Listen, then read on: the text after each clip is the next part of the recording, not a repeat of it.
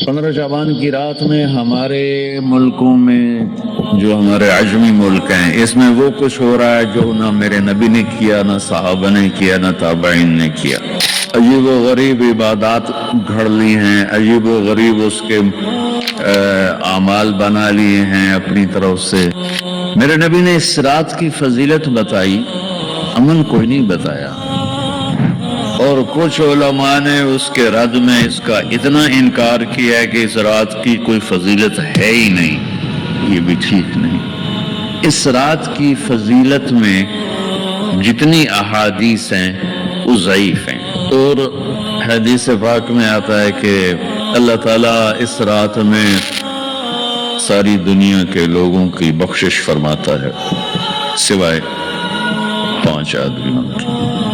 5 کے سوا سب اہل ایمان کی بخشش ہو جاتی۔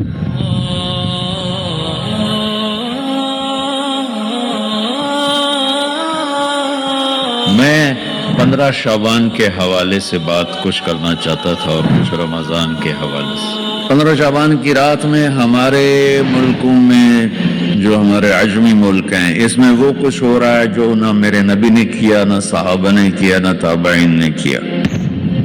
عجیب و غریب عبادات گھڑ لی ہیں، عجیب و غریب اس کے اعمال بنا لیے ہیں اپنی۔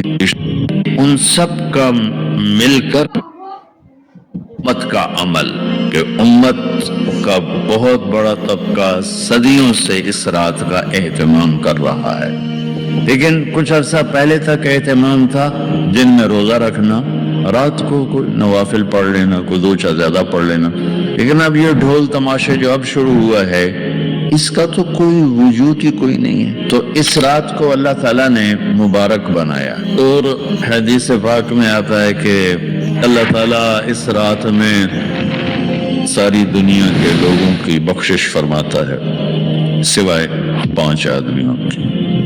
5 کے سوا سب اہل ایمان کی بخشش ہو جاتی۔ مشرک، المشرک پہلا مشرک، دوسرا مشاحن، مشاحن کیسے کہتے ہیں؟ دل میں بغض رکھنے والا، کینہ رکھنے والا۔ تیسرا مسبل ازارہ، اپنے پاجامے شلوار چادر کو ٹخنوں سے نیچے تک لے جانے والا، لیکن ایک شرط کے ساتھ کہ وہ تکبر کی وجہ سے، سستی کی وجہ سے ہے، غفلت کی وجہ سے ہے۔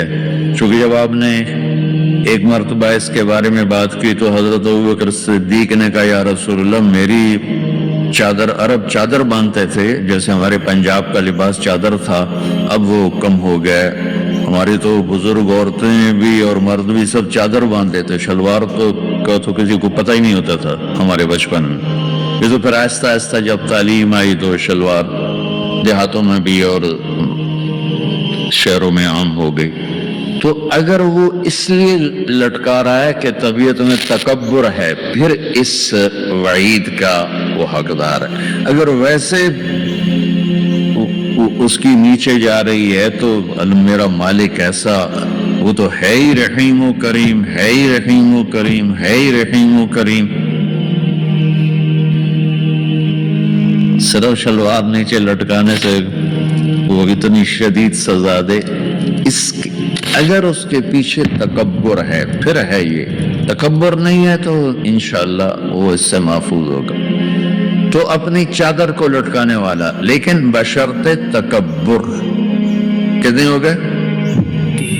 3۔ عاق لوالدیہ، ماں باپ کا نافرمان۔ نافرمان ایسا کہ دکھ دینے والا۔ چھوٹی موٹی اونچ نیچ تو ہر بچے سے ہو جاتی ہے، جن نے والدین کو ٹکڑے ٹکڑے کر دیا ہو اور ان کو دکھ دے دے دے دے کے ان کا سینہ چیر دیا ہو، چونکہ آپ کہتے ہیں پرزے کرنا کسی چیز کو، تو اپنے دکھ دے کر اپنی بدتمیزی کے ساتھ اس نے ماں باپ کا دل زخمی کر دیا ہو، ایک یہ نہیں معفوت۔ 5واں مدمن خمر، مسلسل شراب پینے والا، مستقل جو شراب کا عادی ہو۔ ان 5 کو مؤخر کر دیا جاتا ہے۔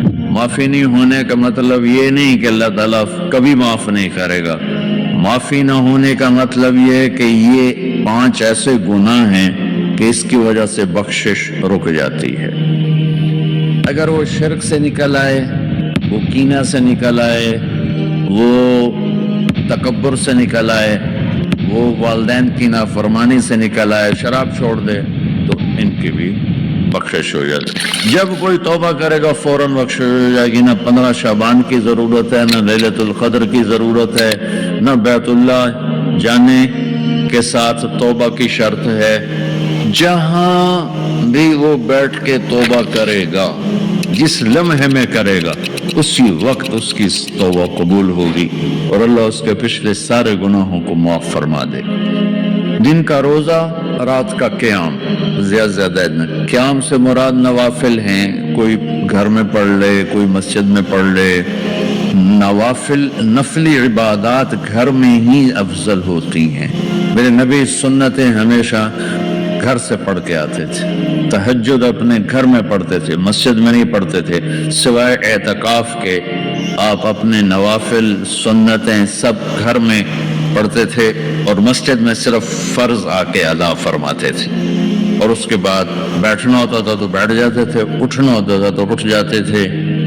تو اعتدال اللہ کو ہر چیز میں پسند ہے۔ دنیا جو مختصر ہے اس میں کیسے پسند نہیں ہوگا؟ آخرت جیسے معاملے میں بھی اللہ ہم سے کہہ رہا ہے اعتدال، امتن وسطا۔ ایسے عیسائیوں کی طرح